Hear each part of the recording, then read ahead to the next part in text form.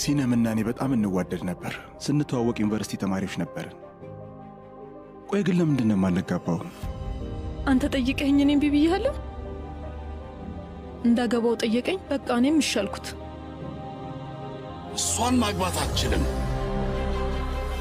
ስሚ እንጂ ኢስታንቡል ውስጥ ወንዶች ጠፍተዋል እንዴ? ቆይ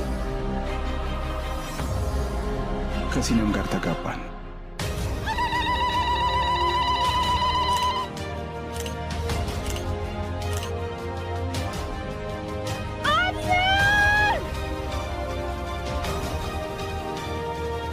ስማኝ ማሁ፣ አሁን ኢስታንቡል ትሄድና ከዛ ከዳተኛ ከሆነው ልጄ ሁሉንም ነገር ትወስዳለህ። የውስጥ ልብሱን እንኳን ሳይቀር ትወስድበታለህ። እሺ ፍጠን። ትንሹ ባላባት ዘወትር ከሰኞ እስከ አርብ ከምሽቱ 2 ሰዓት ላይ በቃና የዩቲዩብ ቻናል ላይ ብቻ።